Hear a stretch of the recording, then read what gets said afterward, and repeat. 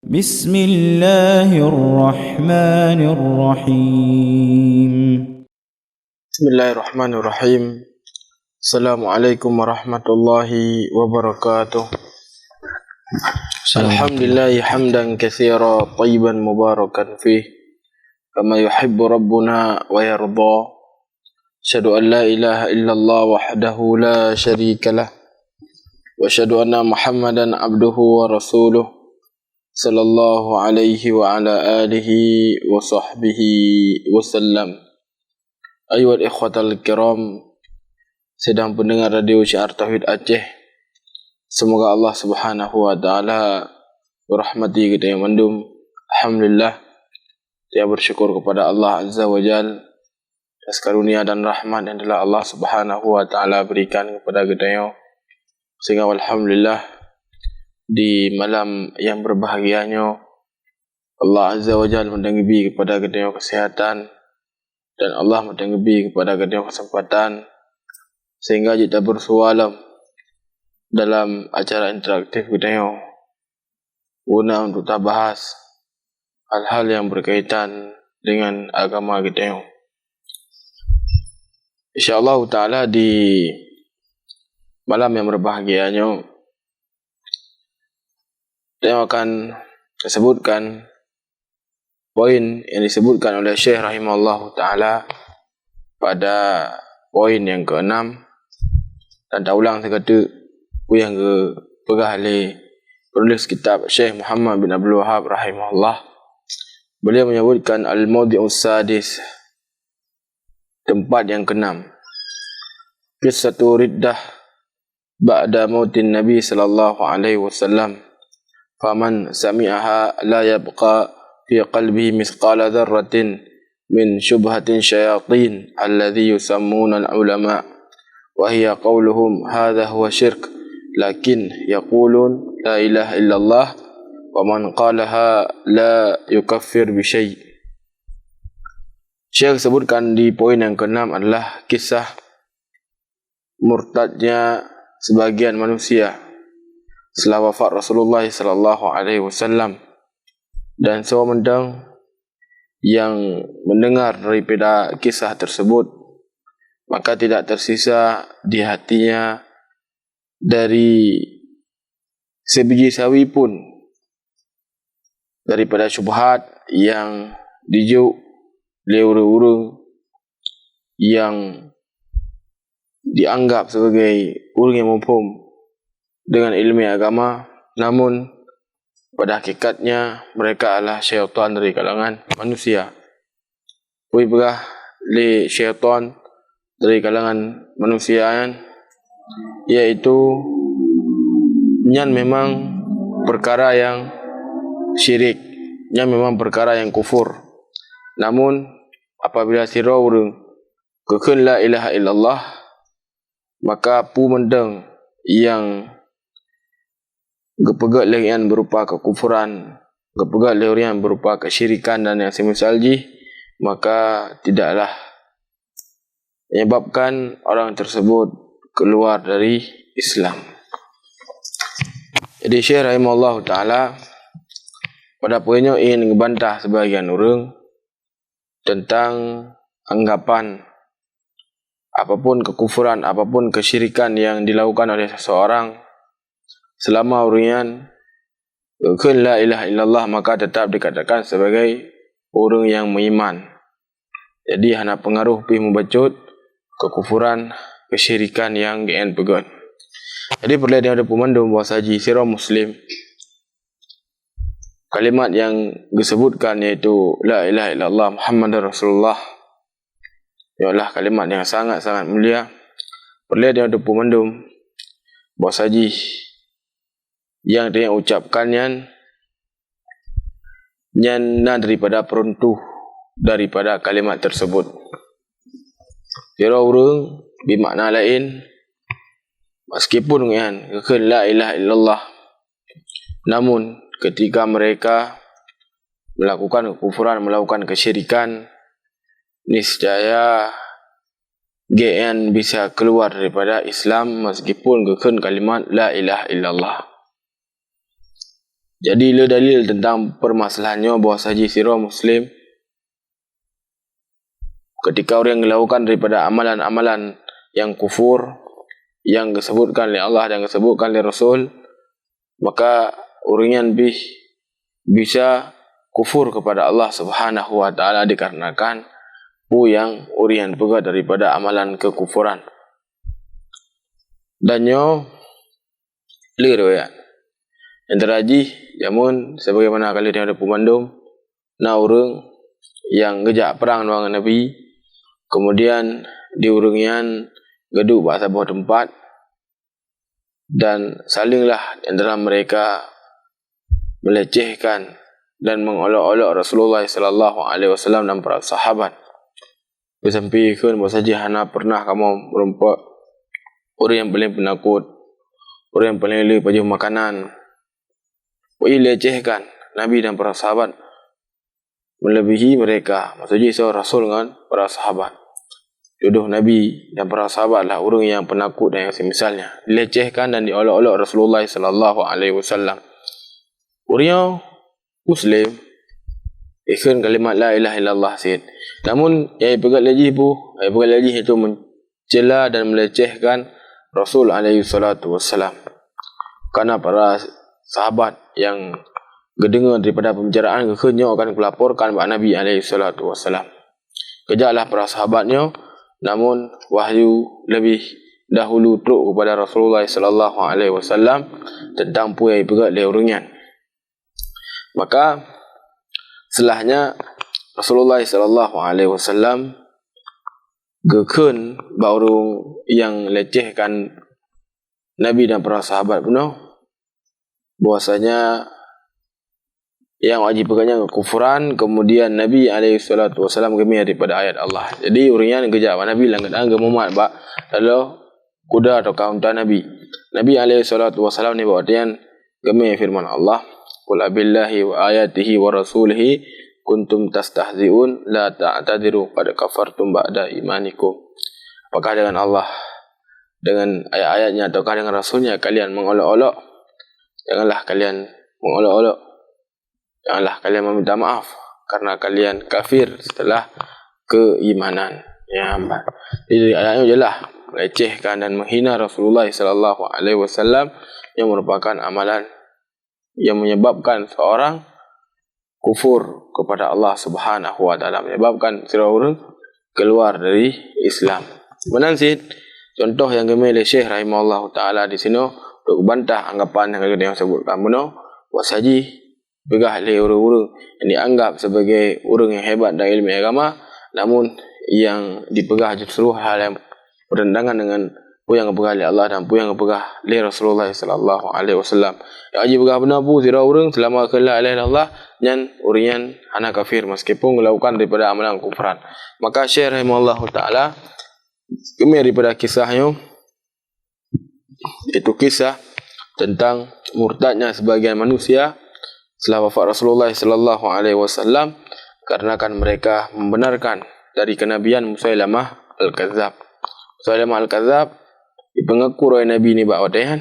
Kemudian sebagian manusia yang tadinya dia telah beriman mengucapkan syahadat la ilaha illallah Muhammadur Rasulullah, namun hal tersebut runtuh ucapan karena awajih dibenarkan Nabi palsu, iaitu dibenarkan Musailamah al-Kadzab. Sehingga Syekh rahimahullah ta'ala gemar babnya untuk membantah daripada anggapan orang-orang yang sebagaimana kita sebutkan benar yang kepegah bahawa saja sirah orang kekal la ilaha illallah, maka orang meskipun melakukan kekufuran dan kesyirikan orang tetap dikatakan sebagai sirah muslim. Maka kita katakan bahawa hal tersebut tidaklah benar. Ujar benar karena orang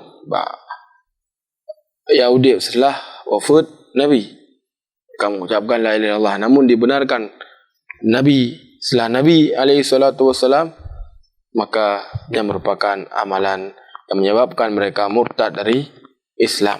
Itu dibenarkan dan Nabi setelah Rasulullah sallallahu alaihi wasallam. Ujian debu mereka itu dikafirkan. Para sahabat Nabi alaihi salatu wasallam bersepakat pada saat tersebut untuk memerangi mereka dikarenakan mereka itu adalah orang-orang yang murtad. Ayo ikhwatal kiram rahimani wa rahimakumullah jami'an. Perlu kita ketahui bersama bahwasanya sira orang bisa keluar dari Islam yang jut dengan keyakinan kan, kemudian jut dengan lisan kan, kemudian jut dengan perbuatan kan. Kiban contoh mesti dengan keyakinan. Nah, sira orang berkeyakinan bahwasanya yang memberikan manfaat ataukah melak mudarat selain Allah Subhanahu wa taala.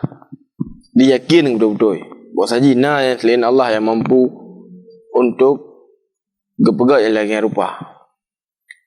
Maka sungguh keyakinan yang memiliki menyebabkan dia itu bisa di luar daripada Islam. Ataukah mesti sira orang berkeyakinan bahwasanya pencipta alam semesta selain Allah. Ya mah nak pegah, ya mah nak lafadkan bab manusia, namun keyakinannya dalam lubuk hati kan. Maka cukup dengan keyakinan yang memiliki bisa menyebabkan sira orang keluar daripada Islam. Kemudian yang kedua, bahwasanya sira orang yang jud keluar daripada Islam dikarenakan perkataan. Iban makna haji dikarenakan perkataan. Contoh haji misalnya orang mencela Allah, orang mencela Rasul, orang mengolok-olok ayat Allah Subhanahu wa taala. Maka dengan ucapan yang dia ucapkan berupa bentuk pelecehan dan penghinaan kepada syariat Allah Subhanahu wa taala, cukup mengantarkan dia kepada jurang kekafiran. Kemudian yang ketiga, yaitu dengan perbuatan. Terkadang perbuatan itu juga bisa mengantarkan sira orang kepada jurang kekufuran. Contoh mushaf Al-Quran. Gila-gila. Bahasanya yang gila adalah sira orang Muslim. Gila-gila tujuannya untuk ihanah, untuk pelecehan. Maka cukup perbuatan yang dia lakukan tersebut yang sebagai sesuatu yang mengantarkan dia kepada kekafiran. Jadi sira Muslim hendaknya mereka berhati-hati dari perkara yang kita sebutkan tadi. Hendaknya dia dalam hatinya untuk terus ditumbuhkan dengan ilmu syariat sehingga hana sampai hal-hal yang menyebabkan kekafiran terjadi padanya disebabkan karena keyakinan. Kemudian menasib sira Muslim hendaknya dia berkata dengan perkara yang enggak ataukah lebih gaim sampai menyebutkan daripada ucapan-ucapan, terkadang ucapannya terjatuh dalam istihza, mengolok-olok daripada syariat Allah Subhanahu wa taala dan syariat Rasul. Itu juga dari sisi perbuatan. Hendaknya sira Muslim untuk sesuaikan dari perbuatan yang ia lakukan dengan pemandang yang diajarkan oleh Allah dan yang diajarkan oleh Rasulullah sallallahu alaihi wasallam. Ayyuhal ikhwatal kiram rahimani wa rahimakumullah. Jadi sebagaimana oleh dia sebutkan daripada inti yang dijelaskan oleh Syekh bahawa saji sira Muslim hendaknya mereka benar-benar menjaga diri dari melakukan perkara-perkara yang sampai menyebabkan orang terjatuh dalam kekufuran. Jadi sira Muslim hendaknya mereka mengetahui perkara-perkara yang akan mengantarkan kepada kekufuran. Sehingga perlu bagi kita yang sudah depu daripada perkara-perkara yang negat yang mengantarkan sira Muslim kepada jurang kekafiran. Sehingga para ulama lah tulis kitab pembatal-pembatal Islam. Jadi sira Muslim jelaskan tentang permasalahan wujud agar sira Muslim menjauhi daripada perkara-perkara yang lagi yang rupa. Kemudian juga para ulama menyebutkan bahwasanya perkara kekufuran yang daripada pada buah bentuk. Perkara kekufuran terkadang terjadi dengan model mendustakan.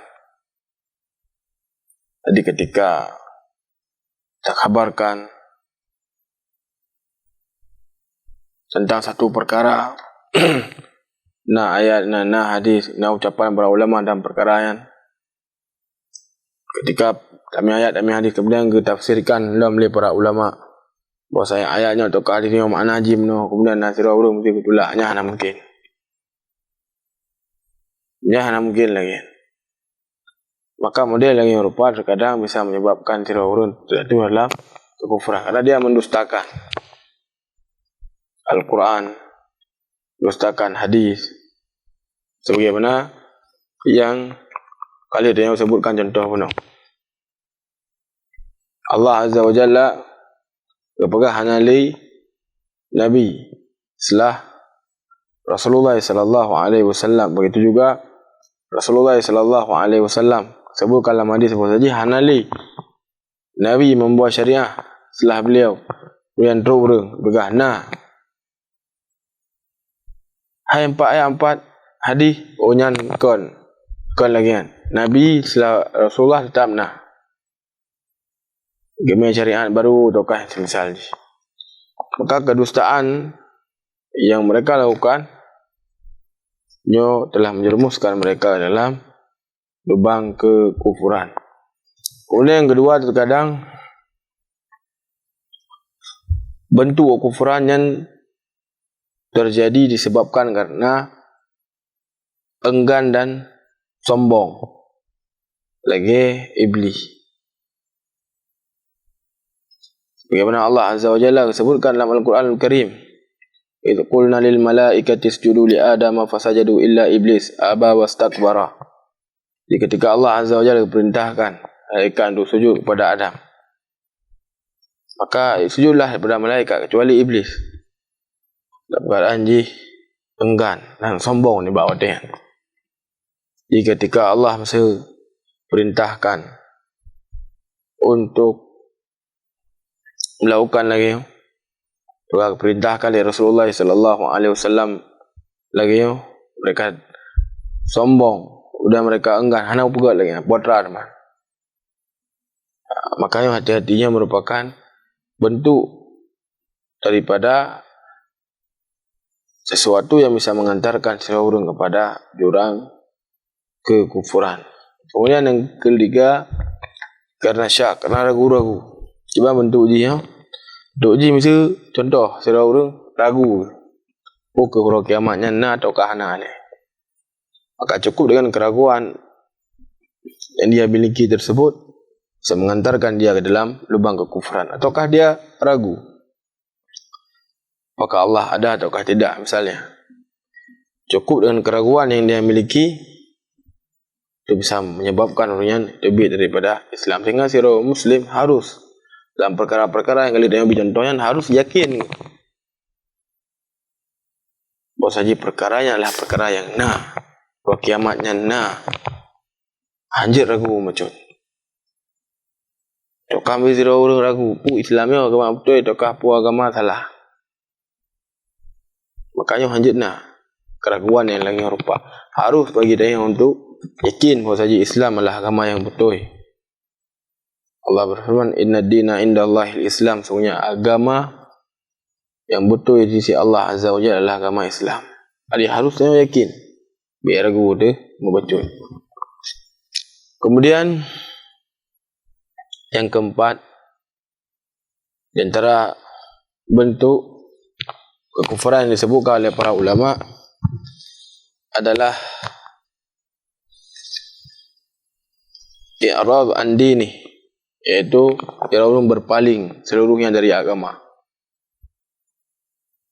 Jadi berian hana juga emang sapu pilih pada syariat ya Allah Azza wa Jalla wajibkan kepadanya, hana sapu pilih berpaling seluruh daripada syariat yang Allah Azza wa Jalla wajibkan ataukah Allah perintahkan kepada kalian. Kalau berpaling yang lagi rupa bisa menyebabkan seorang kepada kekufuran. Namun keban memang berpaling terkadang seorang Muslim sabuhnya nak pegat kemudian terkadang tinggalkan daripada lain, maka orang yang rupa hanalah sampai itu daripada tahap yang sebagaimana yang sebutkan mana orang yang melakukan daripada kebaikan namun terkadang tinggal, maka yang tetap dikatakan sebagai siro yang beriman kepada Allah Subhanahu wa taala, sebagai siro muslim, kecuali yang ditinggalkannya adalah perkara-perkara yang bisa menyebabkan orang yang terjatuh dalam kekufuran. Namun misalnya contoh selalu nak salat, pun kadang puasa bolong-bolong, keadaan keyakinan puasa yang wajib, maka orang yang lagi rupa tetap dikatakan sebagai siro orang muslim. Namun kadang contoh misalnya ada orang memang hak sama sekali, juga daripada syariat yang Allah Azza wa Jalla wajibkan baginya, mandu tinggalkan secara total. Makanya juga disebutkan oleh para ulama merupakan bentuk daripada bentuk kekufuran. Kemudian yang kelima yang disebutkan oleh para ulama bahwasanya antara bentuk kekufuran adalah nifaq. Nifaqnya ada dua macam. Yang pertama adalah nifaq al-i'tiqadi, kedua adalah nifaq al-amali. Nifaq al-i'tiqadi itu nifaq yang dalam hati. Itu lagi kaum munafikin di zaman Rasulullah sallallahu alaihi wasallam, dalam hati kan ada kafilah roy, namun dinampakkan keislaman di tengah-tengah manusia. Jadi orang sebagaimana oleh dia pun hendaknya ditumbuhkan dalam hatinya itu keimanan kepada Allah, bukan sifat kemunafikan. Iban sifat kemunafikan dalam hati seorang, contoh seorang sangat benci ketika Islamnya enggak angkat oleh Allah, benci dah orang. Namun yang senang luar biasa ketika kekafiran itu merajalela.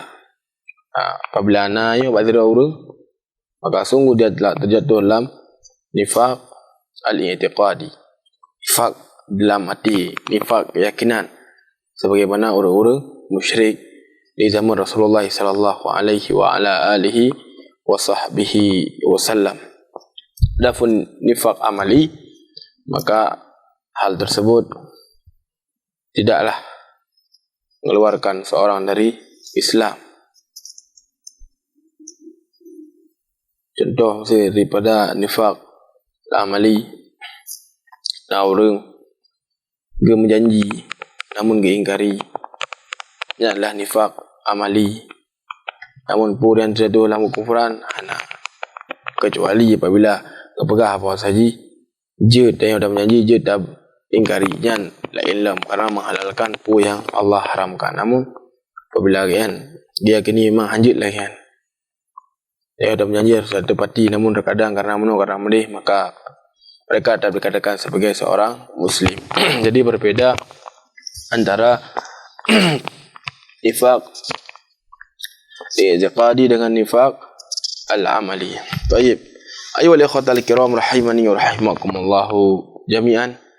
Jadi inti pembahasan dari poin yang ke-6 yang disebutkan oleh Syekh rahimahullahu ta'ala, bahwasanya sidra orang meskipun la ilaha illallah, namun ketika orang melakukan daripada amalan-amalan yang kala ditetapkan oleh Allah, ditetapkan oleh Rasulullah, apabila sirah merupakan yang terjatuh dalam kufuran, maka bisa saja orang seperti itu terjatuh dalam kekafiran. Kemudian bacut pelengkap tentang permasalahannya, bahawa saji tengok sirah muslim sebagaimana dia ada pemendum, tidak boleh untuk mengkafirkan seseorang yang di mana orang tersebut tidaklah melakukan perkara-perkara yang menyebabkan dia kafir, sebagaimana yang ketentukan oleh Allah, ketentukan oleh Rasul. Kita yang makna haji hanjit mudah-mudah dapat kafir kok.